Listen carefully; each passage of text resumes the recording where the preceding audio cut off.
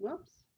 All right, so with that said, we will turn it over to Linnell and Luann, and tell us a little bit about yourself, just your kind of style of your presentation, if you prefer Q&A at the end or if you'd like interactive.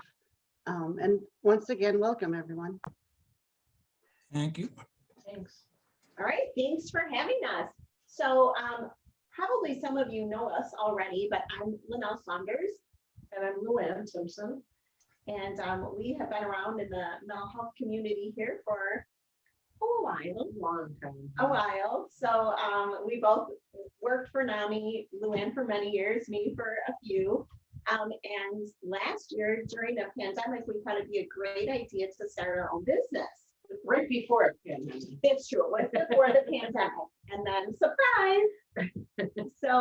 So we actually are co-owners of Compassionate Peer Support and Training. We are obviously a peer-run organization. Both of us are living well with bipolar disorder, and we provide support to adults living with mental illness and or substance use disorders. And we do that using our own lived experience. We come at it from that lived experience perspective.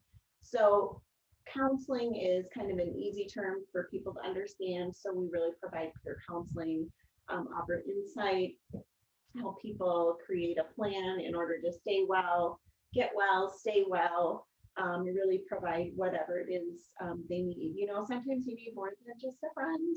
And so we can help fill that role as well. So that's a little bit of what we do. Do you want to expand on that? I was going to say, I think that because of the journeys that we walked, we can help people's journeys be a little better, a little lighter, because we can walk beside them. And maybe, you know, my story started quite some time ago and things have gotten better. I hope that because of what we struggle through, we can help it to be easier for other people.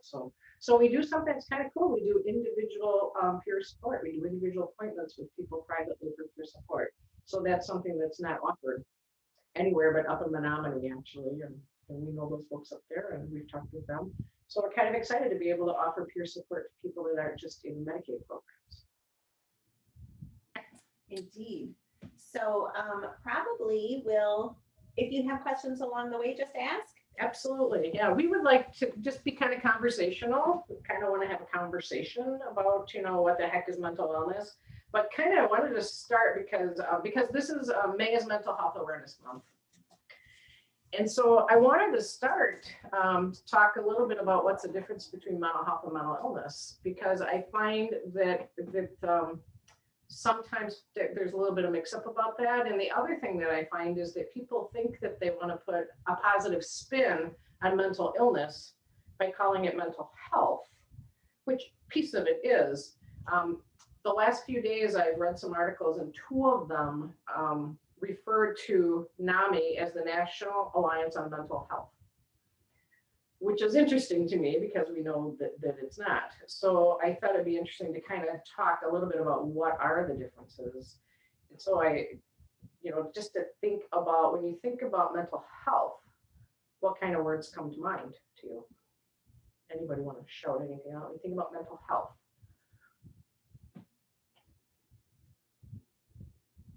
If you may be, I think, Billy, you're muted. I think like you're talking. How about now? Yep. Okay, good. Okay. Yeah, I was just saying that when I hear health, I'm thinking about positive things. I'm not thinking about nothing negative. Healthy Okay. meaning, you know, things that are healthy. Okay. And, you know, I don't have no like negative connotations to it. I just think it healthy is health. Health is good. Okay. So, yes, that's for me. Anybody else, words that pop into your head when we talk about mental health? I don't know, somehow I think like mental health day, like when that comes up, like, whoo, man, Oh, taking a mental health day? mental health, that's what I think about, man. I need a mental health day. So, Relaxation. Yeah. which usually is because I'm overwhelmed or whelmed over. That's really how I like to look at it. Right. So often, you know, you guys are kind of more advanced, high level, I think, but oftentimes I when can't you hear ask you now. people about what is mental health, they'll tell Something you, happened. I can't hear. You can't hear? Can everybody else hear? Yes. Uh-oh. Technical problem. There's some stuff being written in the chat too, if you guys can pull that up.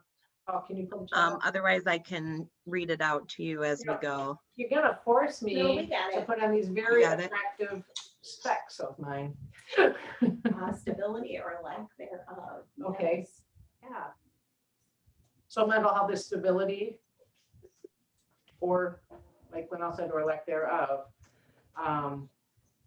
Okay, so what I was starting to say is oftentimes when we ask people in general, what is mental health? They'll tell you about what is mental illness. They'll give you Right. diagnoses.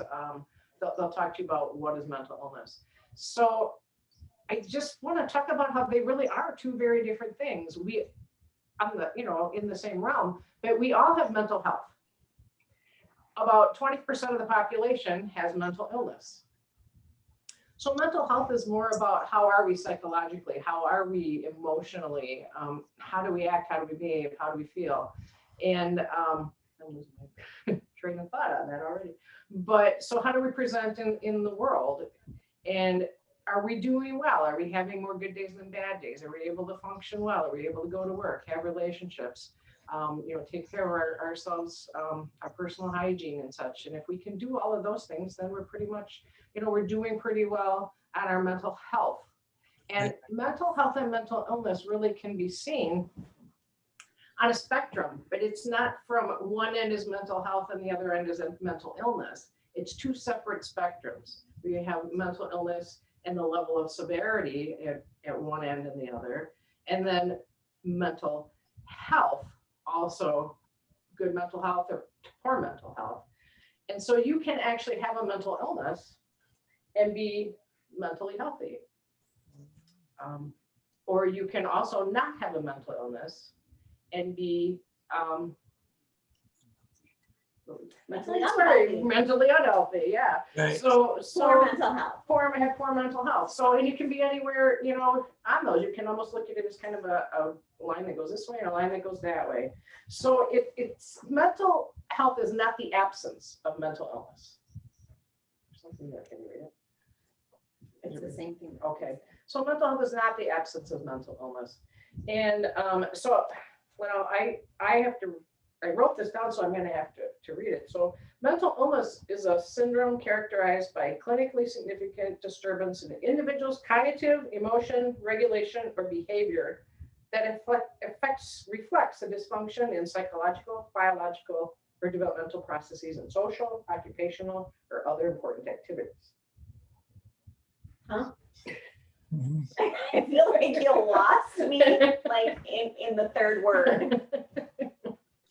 This is the DSM-5 diagnosis of mental health. So this is like the That real life explains diagnosis of mental health. Could you put it in terms that someone might understand? Someone like you? Someone like me. Sure. My brief definition of when we look at diagnosable mental illnesses and we look at what we call the DSM-5 when we talk about mental illness, it really truly is you have a certain amount of symptoms that belong to a certain disorder for a certain amount of time that interferes in a certain area of life. So that's when it becomes a mental illness, when it interferes in your ability to maintain and function well in your life. When you can't go to school, you can't go to work, or you can't hold onto a good relationship. So there's various things that we can do for our mental health, whether we have a mental illness or not. So I think that Linnell has some suggestions about what do we do to keep ourselves mentally healthy. May is Mental Health Awareness Month. October is when we talk about mental illness awareness during the first full week of October. So we focus more on the mental illnesses, the specific diagnoses. And I really like the idea of in May, we focus about our mental health across the board, whether we have a diagnosable mental illness or not. How do we be mentally healthy and have a good mental well-being?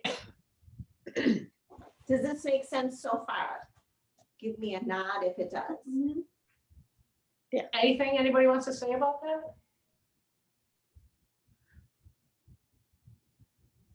I will say, if you can hear me, that I didn't really I didn't realize the focus of mental health in May being about more of the positives and overall wellness versus in October being mental illness, which is more of, the downside and how we can help people who are suffering. So that was super informative. Thank you for that.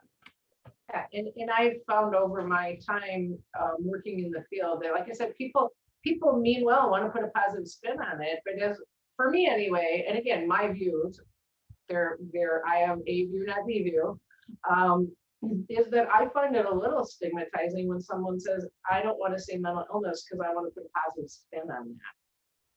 I think we need to speak that. So I think a lot of people get confused when we're doing mental health awareness month. And so focus on mental health, So anything else anybody wants to say about that?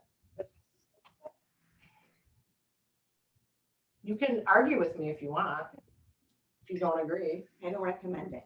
Yeah. For right now, It won't go right well. now, What, that? so right now, me, Yeah, what? I swear mental health was so down with President Trump. And now Biden is rejuvenating because Trump just destroyed mental health care and all that stuff. And with Biden, he's full force of bringing it back to us. Healthcare and mental health care. Through varied periods of time over history and currently, where we've had various times when we look more at mental health or less at mental health. And the bottom line is we need to look more at mental health. We need to do more. We need to understand. With Biden in the office, they're going full force with it because what happened the last. Sure. Change happens. When change happens, other changes happen. So hopefully that there'll be more beneficial things that will continue to come out. I think the pandemic actually brought out the idea that that mental health is important, and people that never before struggled with their mental health are finding that they are now. A lot of us are living, started living in isolation and not finding ourselves lonely. I think loneliness can easily evolve into mental illness. So what can we do now so that we don't evolve into this loneliness and it becomes poor mental health? Well, so I'm glad that you brought that up. And Dave, I'm glad that you brought up kind of situational things that can, lead to poor mental health. So speaking to the things that were negative and caused us to really kind of maybe struggle with our mental health, and now that there's something more positive in your world, something that's causing you to have hope again, those are great things, right? We know that negativity breeds negativity, and so it would make sense that positivity, breeds positivity. So surround yourself with positive people, and your chances of having better mental health are greater. So what was the other thing that you said that I was going to talk about? Something about mental health, mental illness. I don't know. This is what happened. See, I thought that I had good mental health. So I am the queen of positive. At one point, I was the queen of negative, and who knows, I could go back to that. But so I understand wanting to put a positive spin on everything. But the bottom line is I do have a mental illness. I have bipolar disorder. I also I feel like have good mental health, and I have to do things in order to make that happen. So one of the things that I do is I started journaling again, and I'll tell you that I've had diagnosed bipolar disorder for 15 years, and I have tried journaling on and off, and I just didn't do it because I thought I wasn't going to do it right, or I wasn't doing it right. But I just decided that nobody's looking at my journal, so I can really do it any way I want. So I don't know if it's wrong or not. It's just what I do. But in my journal, I write down the things that I'm grateful for. I don't write them down every day. But one of the things that I started doing, because I was feeling good, writing about all the positive things. And then I was living with somebody who wasn't the king of positivity. And so at night, we started sharing the things that we were grateful for that had happened that day. And so I like to think that that helps bring a little positive spin there. So that's something super simple that everybody can do. Right at the end of the day, just think about things that you're grateful for. And what you might find is that it's really difficult when you first start out. And that is always amazing to me because I am grateful that the sun is shining. You know, that's not something that's huge and major that I have to really worry about. Joan, I can see it. It's shining right in the window.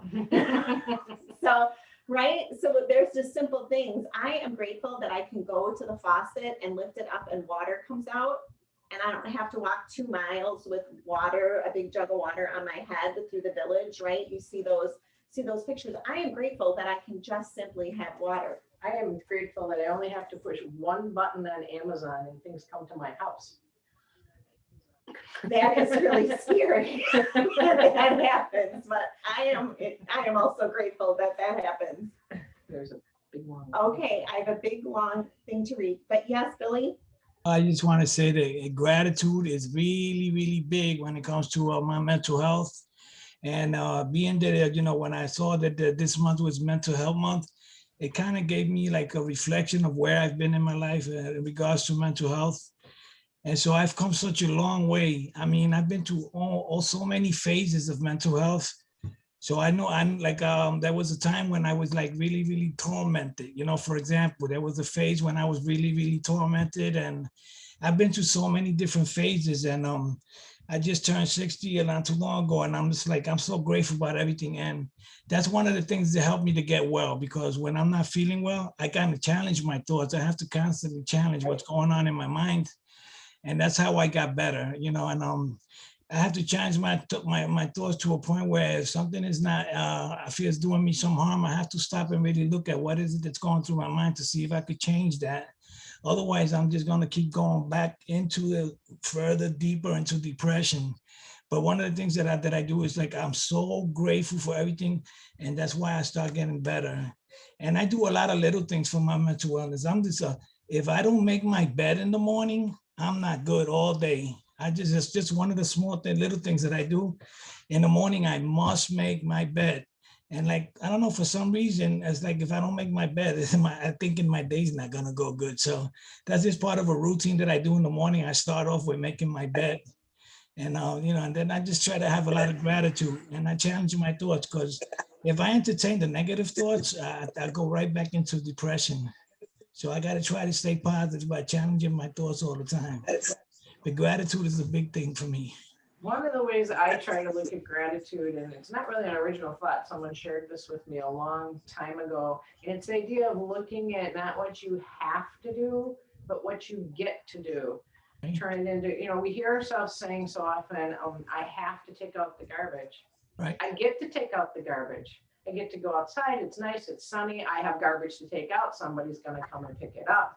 Right. You know, so I get to do that. I had a friend that we were traveling to do a training in Milwaukee on a daily basis through all that traffic. And she said, I'm not sure I agree with this one, but she said, we get to be at one with the traffic. Mm. Well, I was struggling with that one a little bit, but it's like, you know what, but I have a car, I have a way to get there, I have a job. And, you know, I remember one time sitting on the highway and it's all backed up and up by Johnson Creek, it's all backed up, and I'm so angry and I'm hungry and it's sitting there forever. And I see Flight for Life land, and I think somebody else is having a worse day than me. And I'm Absolutely. grateful that I'm okay. I'm grateful that Flight for Life could come and help those people. And it made me be like, I can sit here all day because Right. I'm okay. And that's fantastic. So I think that there's ways to turn around and look at the good and positive things in your life, even when you feel like there are negative things in your life as well. Right. what's kind of interesting is that it just seems to be like natural for us. And I don't know if it's as humans or if it's us as Americans. I'm not sure. I'm not sure on the research on this, but that we automatically think of the negative. Right? Automatically, we think, oh gosh, there's road construction. I can't stand it. All the roads are closed. There's barrels everywhere. But a month previous to that, we were thinking, oh my God, this road is just terrible. I can't stand this road. It's so bumpy. Right. So isn't it great that now they're doing construction on it so that road won't be bumpy anymore? You're trying to tell me construction is our friend. Construction is our friend. I could not get to your house today because there was no way to turn across Highway 38. I had to go to Milwaukee to turn around practically. Wow. But I had to do a loop the loop around, what do you call that thing? A roundabout. roundabout. Roundabouts. Yeah. I see a question. You can unmute yourself and ask your question. Yeah, I was gonna say, like, it's not so more of a question as it is a comment, but Right. humans are miraculously adept at picking up patterns. So, when it comes to like the negativity that you were mentioning, constantly being focused on the negative will train your brain to seek out those patterns. Like constantly training your brain to express like gratitude, for example, will start to shift the mindset towards a more positive one. Just something that's interesting about, you know, us humans and mental health. So Well, and even brain chemistry, one of the things you've probably heard of, change your thoughts, change your feelings, cognitive therapy piece. It's when something happens and we tell ourselves constantly, I'm so angry, is you're feeding that feeling because you're neurologically, you can only hold that feeling for so long. I don't remember what it was, like 9 seconds or something ridiculous, so, but you keep telling yourself that. And even like if you have a headache and I have a headache, and if you start Like focusing it's on almost something like else, you're creating it yourself. You're like creating the circumstance that you hate so much. You're creating more of it by and- repeating it all the time. but you're holding a feeling that, Right. that you could break by changing what that thought pattern is. Yes. I was gonna say something about routine. Someone brought up routine. I'm big on routine. Routine is something that really helps me stay well.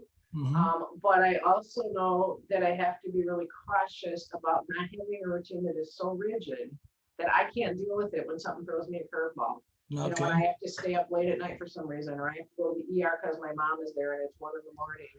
or, and so I have to make plans ahead of time for how am I going to adjust that and be willing to have a routine that helps me, but it's not so inflexible that it ends Right. up hurting me when life throws me a curve. Understood. So I Yeah. think that routines are really There important. has to be some flexibility in there. Even Linnell and I went out to, was it San Diego for a convention? We've been to San Diego. Yeah, for a convention. and just those couple hours difference were, threw us a little bit, I think coming back more than going out. But so, and being aware of those things, knowing that that's going to happen and, maybe you make sure you plan some time so you have time to rest before you're going to the convention. And, planning those things so that when you have a mental issue, you can maintain your mental health. Do you have any other things? Yes, Go ahead. I do. So everybody is probably aware of mindfulness. I actually was at something recently and somebody said, if I have to hear one more thing about mindfulness, I'm gonna lose it. Is that like Wow. people that are arguing? Is it like that? Is that what that is? Mindfulness? Mindfulness.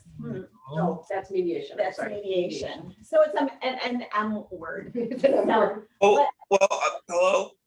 Yeah.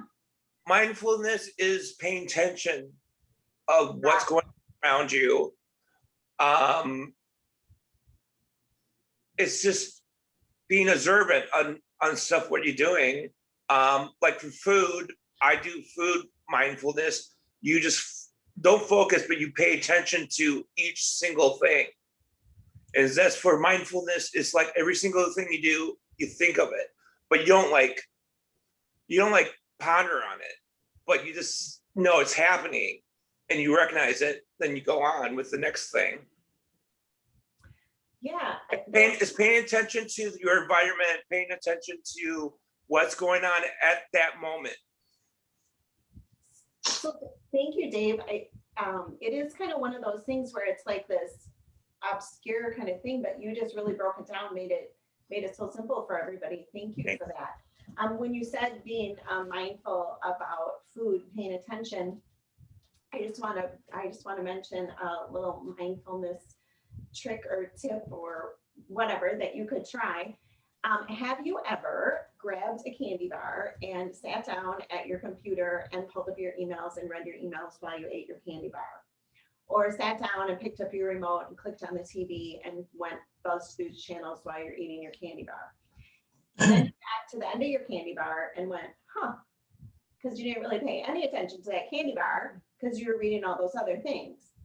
Well, let me tell you, all of those calories and fat that went in that candy bar still came in your body, but you didn't get to enjoy any of them. So I recommend, if you're going to put something delicious like that in your mouth, that you actually stop what you're doing and think about it. So I actually do this with brisket. I love smoked brisket. And so when we go out for it, I say to everybody, all right, I'm not talking to you now, I'm eating my brisket. And so, because I'm usually out with other people, when I'm having a candy bar, I'm usually alone. So I guess that's how I look at those different, but just really paying attention, like David said, just paying attention to what it is you're doing, do it intentionally, and you'll get so much more enjoyment out of it. So those are another tip for your mental health. Do you have anything you want to share? Well, one of the things too that I notice for me too, first of all, is not judging yourself. And sometimes, you know, we find ourselves judging other people too, because it's kind of fun.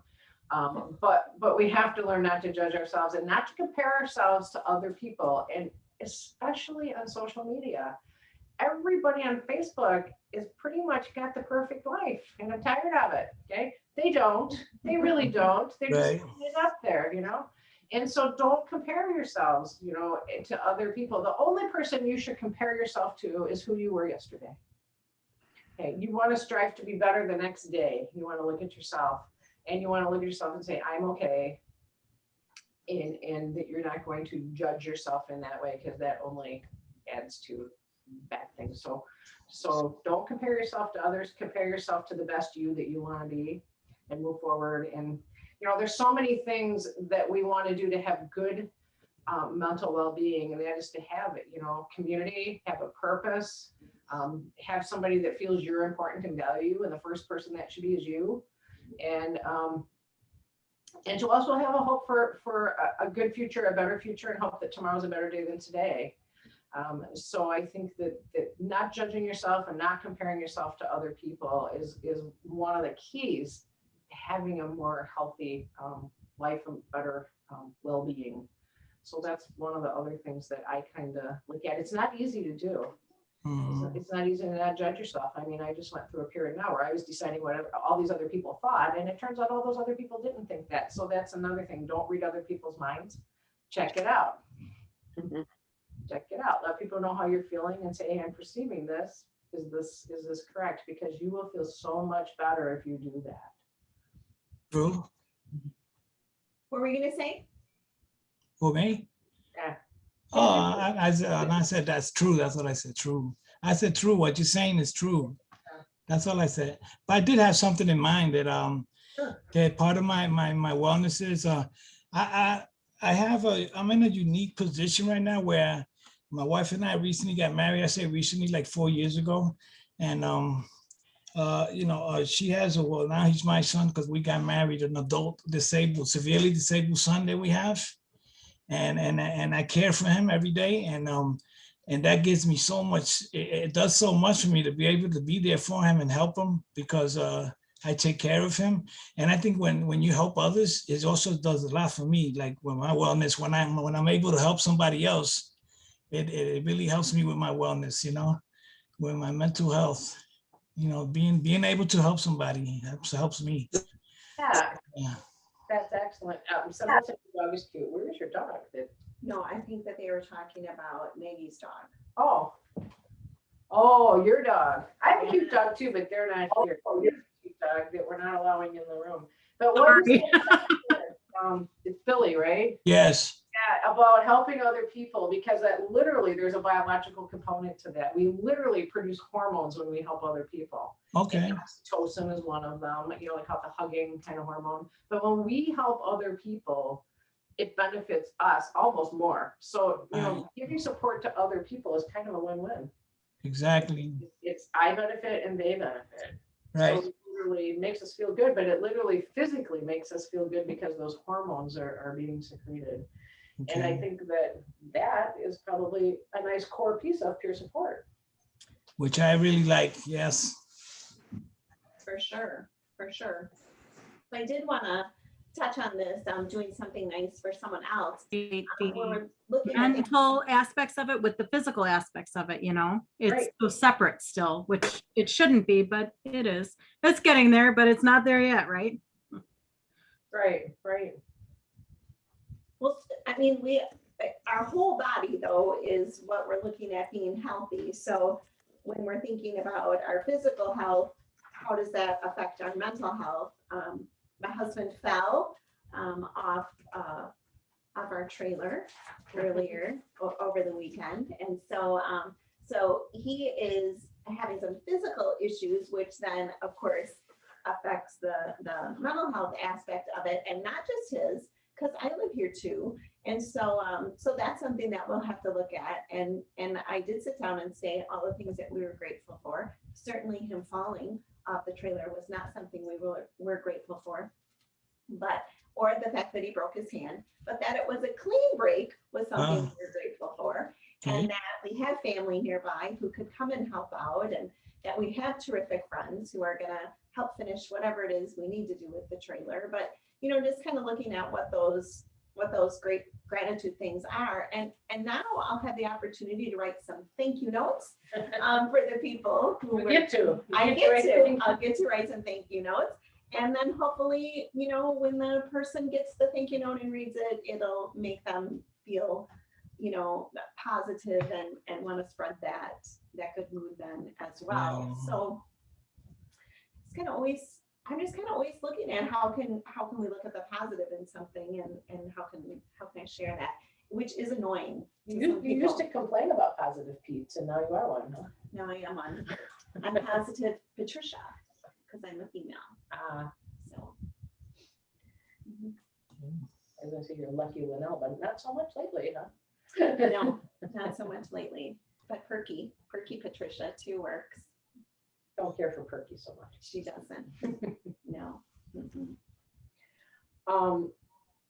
Something else too that I talk about a lot when I was working at NAMI and working prior to that on psychiatric unit, working with people, and I will continue to do this when we talk about a support system and looking for the people in our lives that can be supportive to us, who we can be supportive to.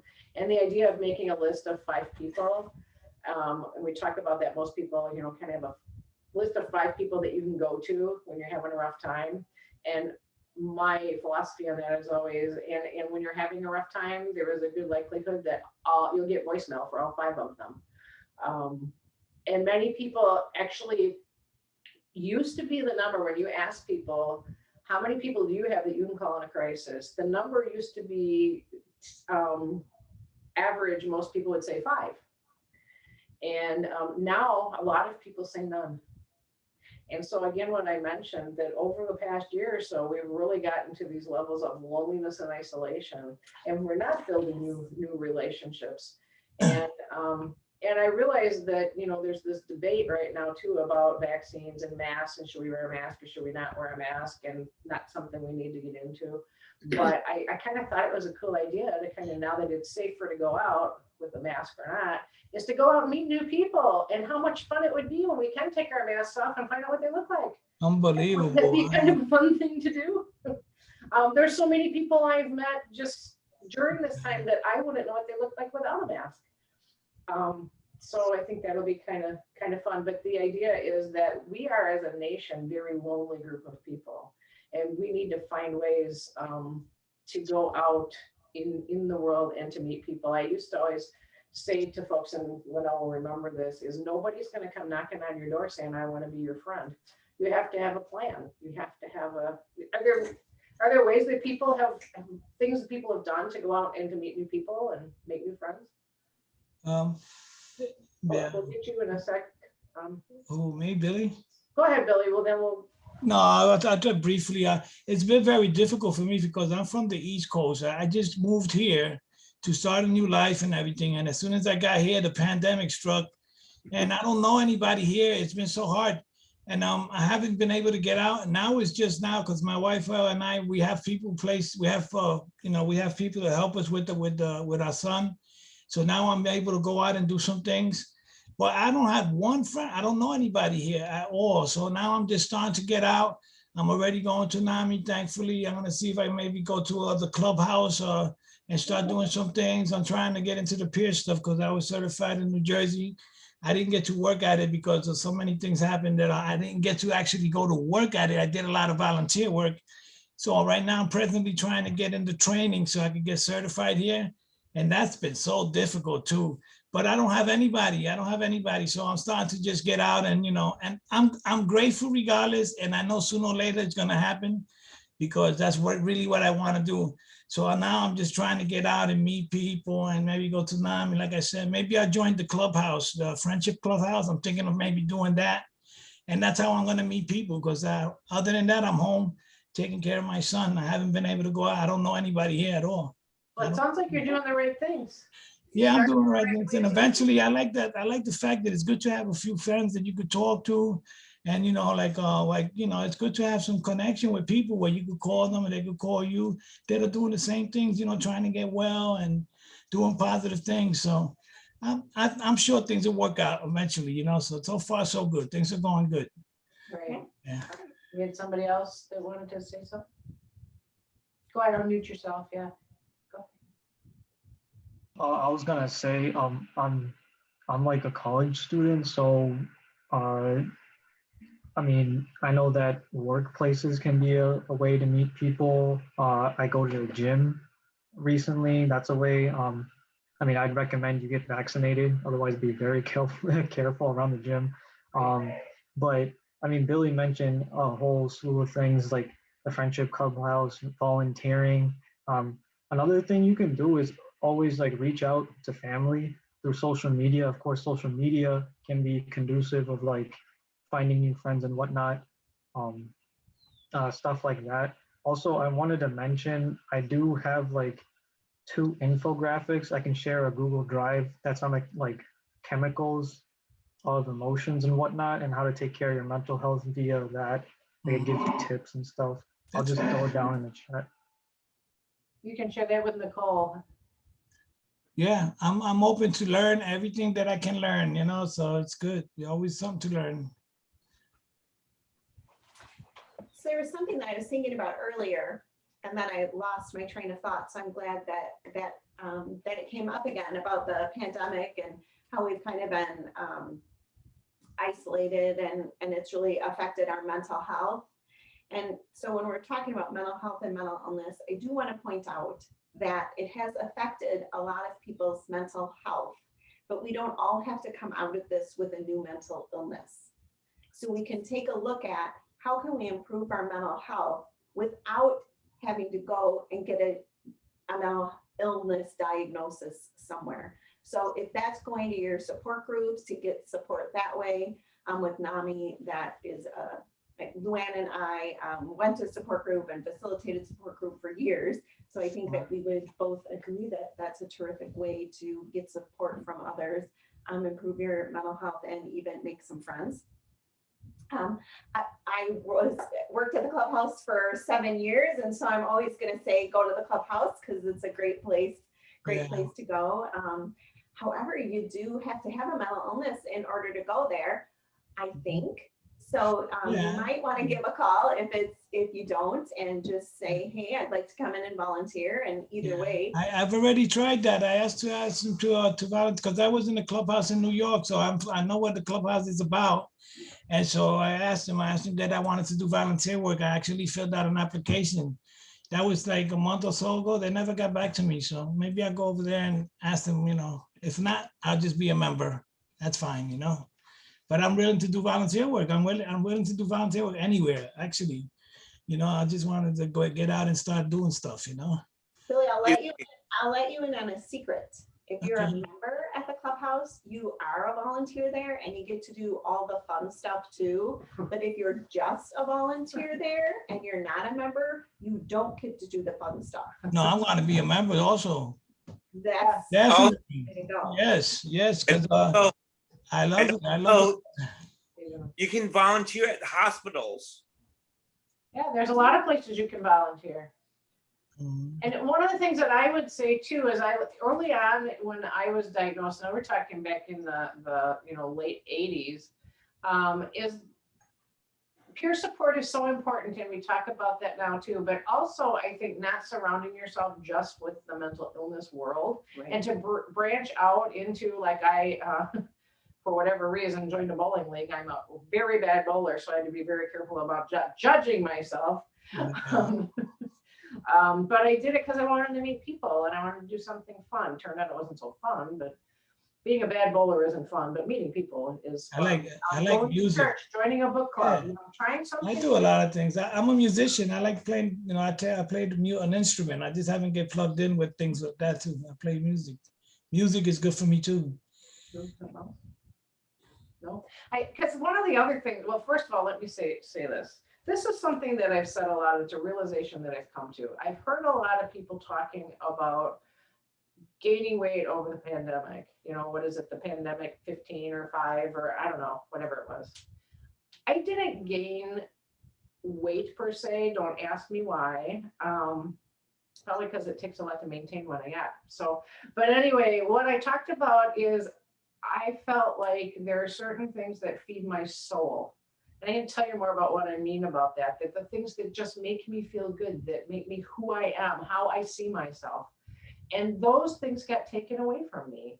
And I said, I feel like, I'm not feeding my soul, and my soul lost weight. And I don't know how much my soul weighs, so I don't know how much it could afford to lose, So some of those things are starting to come back, but I also had to find ways to fill my soul in a different way. Right. And you mentioned making your bed every day. Well, something I didn't do for years was opening my blinds every day. Okay. I live on the lake, open the blinds and see the lake, sit in a chair. So I started watching the lake more. And that started to feel like soul filling. So when we talk about our mental health and moving to what I would call another level of mental well-being, because I kind of have this idea of looking at things as, we can be mentally healthy and okay, but then there's that level of better than okay. How do we make our lives better than okay? Right. A variety of different things you can do to do that as well. And some of the things are things that we already talked about. Yeah. Is there somebody who hasn't shared yet who would like to tell us some of the things they do in order to stay mentally healthy? I have before work every morning, I drive to the lake for 5 to 10 minutes of meditation. Ooh, nice idea. Hello. It doesn't matter what the lake is doing. There's a meditative state. Oh. It could be bright blue. It could be brown and coming in fast and hard. It could be still. There's always some kind of meditative nature to the lake. Luann, Yeah, Luann, is this until 7? ask Nicole. I think so. 7, Nicole? We're till 7. Yeah, they're generally an hour long. Yes, Thank Dave. you. Thank you. One of the things Linnell asked, what are the things that you do? If people have more things they want to share, are you watching the? Also, there's something else I'd like to ask you to think about is we talked about a variety of things. These are things you've tried and have worked or haven't worked. But maybe of all the things we've talked about or something that you've heard other people talk about here or just popped into your head, what's something that you might be able to try tomorrow to increase your mental health, your mental well-being? Is there something that you might think about doing tomorrow? Like literally, she's asking that, I think. Yes, it's a question. Everybody unmute. Let's hear. What's your got to say? No. Every morning, wake up with gratitude. 3 things you're thankful for. 3 things that you're going to be happy for to happen that day. You woke up, you're breathing, you're alive. Those are 3 obvious if you're waking up. Being grateful for taking care of Billy, for you, for taking care of your son. I mean, I think it's amazing. It certainly lifts you, it seems. I'm sure it's hard at times, but it's Yes. amazing that you do it, Exactly. And So write them down. There's a real benefit to writing them down. Yes. There are people that do gratitude journals and write like 3-5 things every morning or night, what they're thankful for. All right. What that does for you in lifting you, making you happier, if you do it for 1 week, that benefit lasts for 6 months. That's what the research says. Who else gonna do something tomorrow to make your mental wellness better? I'd say for me, when I open the door at work, instead of rushing to my office and thinking, how many messages do I have or how many emails are waiting, to just take a minute and say hi to each of my coworkers and good morning. I only have 2 coworkers, so it won't take that long. So, Joan and Nicole, if that doesn't happen tomorrow, it's okay for you to go to Michelle and say, hi, good morning, right? You don't have to be like, oh, see, she said she was gonna do it and she did it. They're gonna hold me to it now. There's that accountability. Right. And then also asking for what we need from other people. That's not always an easy thing to do, but getting ourselves, used to doing that. And I think you find when you do that people are very receptive to it. I mean, sometimes you're going to get a no, when I say to Linnell, I need you to come over to my house and make my bed. She's going to say no. So I can ask. But I'll say, I'll come over and watch a show. Or I'll watch you make your bed. But I don't make your bed. Linnell and I we love Broadway and we're Wicked Junkies. If anybody's seen our website, we talk about, we do a little video of being Wicked Junkies. And I have the best news ever to share with you. We have tickets to Wicked. Broadway's coming back. Broadway's coming back.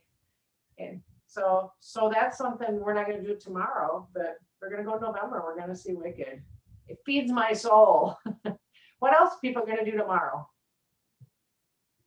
Or what else can you start tomorrow, should I say? Anybody?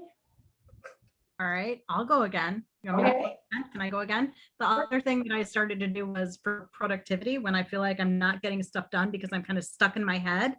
I wake up 5 minutes earlier than I snooze my alarm. Like I don't snooze at that extra time.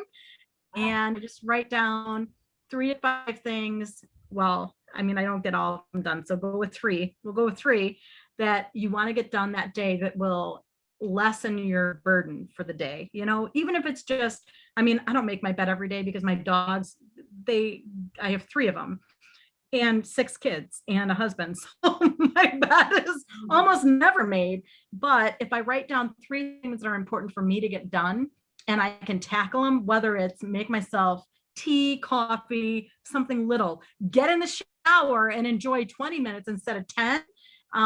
If I get those things done, I feel so accomplished. And that definitely helps with any little hints of depression that may sneak in, or anxiety of, oh my gosh, I didn't get this done today. So that's something that, I don't know, I think that can help whatever the little tasks may be. And the thing that makes you feel the best is when you can cross something off your, what I call procrastination list. There is nothing more exhilarating than to get something off that list that you have agonized over for 6 months and it took you 10 minutes to do it. Who else? Well, it's not something for tomorrow, but if you take care of your body, like eat nutritious food, exercise, I'm taking tons of vitamins. And it does work hand in hand. Your mental health and your health, physical health runs hand in hand. And after taking care of my like nutrition, I take vitamins and I feel great. And it's hand in hand. Physical and mental health goes hand in hand. So if you take care of yourself and be active, you're going to be more active in your mind and positive. Right? Thank you. Billy? Oh, Billy, you're muted. I'm gonna get a t-shirt that says you're muted. Yeah, somebody walked in the room, so I'm muted. Sorry about that. I was gonna say sometimes I have to look at what's going on. Like, for example, I've been really busy with appointments lately. And so I have to look at my calendar, see what's going on. Like tomorrow I have 2 doctor's appointments. So I have to like plan my day around that, you know, because I do that and I'm always busy. I'm always doing stuff and I don't like being idle. I don't know, for some reason, I just got a lot of energy. I have to do stuff, you know, so I kind of like the day before I plan, like maybe I'll try, what am I going to do tomorrow? That's going to be like, you know, something in a positive and something that's going to be positive. So sometimes before the day ends, I'll think about tomorrow, like something that I'd like to do to get accomplished. But tomorrow I got 2 doctor's appointments, so I got to work around that. And then I got some responsibilities here, you know, so, you know, and then, So staying busy, it sounds like staying busy and having a purpose yeah, are things that keep you mentally healthy. right. And I got a bunch of stuff with some peer stuff. I got a bunch of stuff I'm reading, so I'm busy all the time. Good. Yeah. I feel like there were a couple more hands up.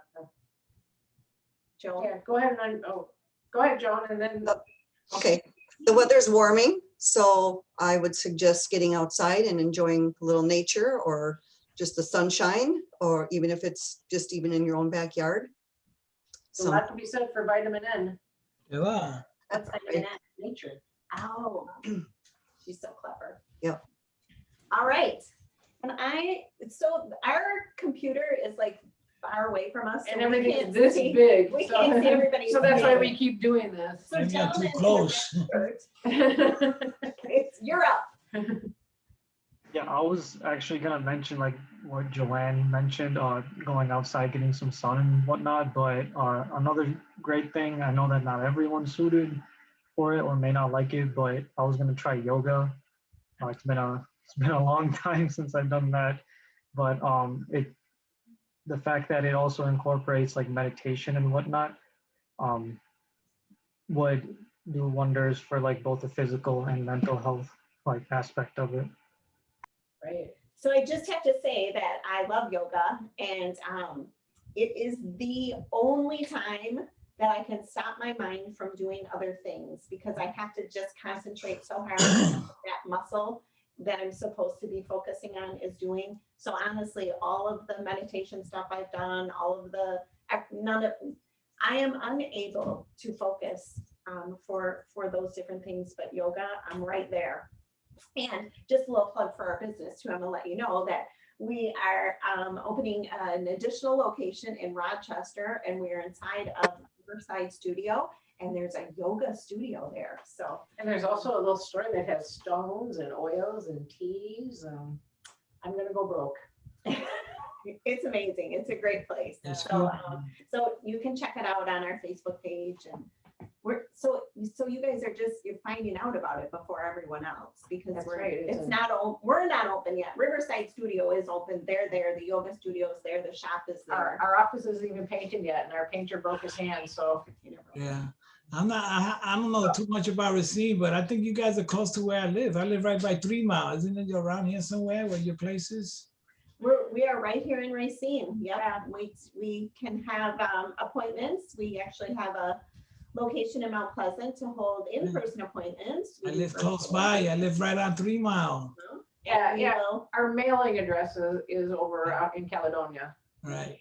Basically our mailing office address, but Mount Pleasant And is. who Mount lives Pleasant and there? Rochester is where we see people.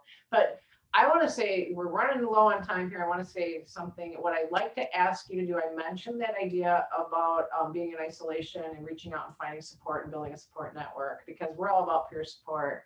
So think about that list of who are those people that you can rely on when you're experiencing some distress and you need to talk to somebody. Write those down, put their phone numbers down.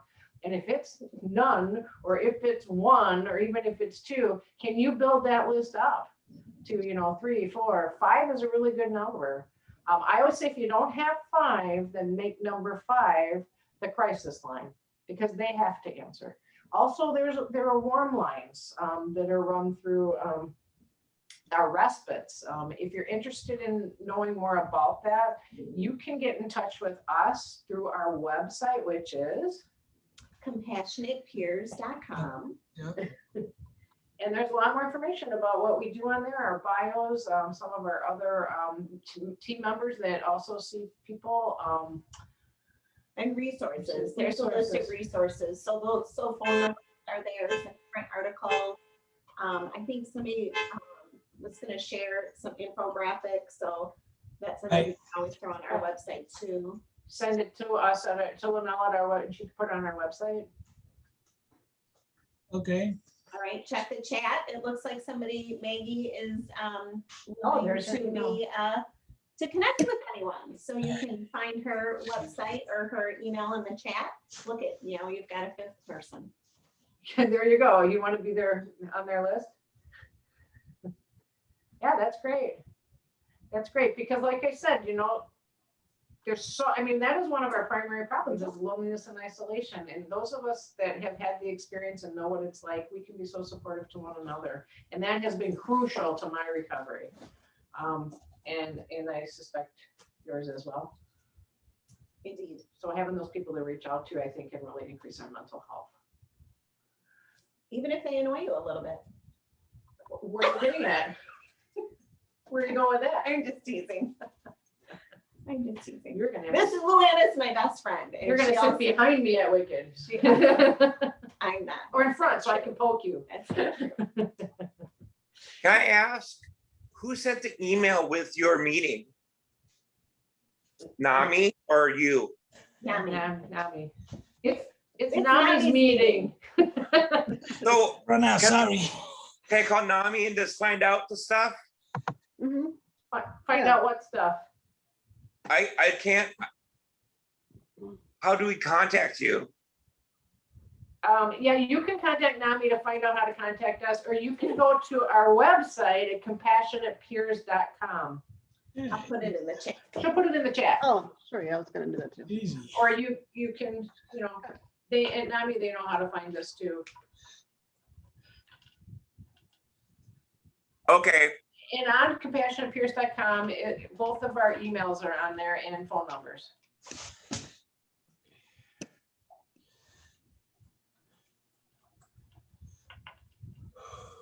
But we also, we're trying to support the profession of peer support. And so if you know ways we can do that we can think about, let us know. I'm interested in trainings. Yeah, I know you are. We Yeah. don't do them, so we really don't have any control over the trainings at all. No, I know, but I mean, if it doesn't lead to certification, I'm still interested in taking trainings. Okay, Yeah, Get to fantastic. learn, I want it to was learn. nice seeing you guys again. Bye, Luann. Bye. Nice to see you too, Bye, David. guys. Thanks, everybody. Thank you, Nami. Thank Oh, you. Thank you, guys. Appreciate it. Yep. Appreciate it. Thank you. Thanks. Nice to see everybody. Thank you. Thank you. Thank you. Thank you, Ms. Nicole. Thanks, Billy. Good to Thanks, see you. Billy. Hey, I guess I'll check out now. I'm assuming Nami is taking it from here, right? Yeah, we'll record this and we'll give you the link. And then we'll put it on our YouTube and our Facebook page. And if we get any emails, follow up, we'll be sure to forward those to you. So thanks for speaking.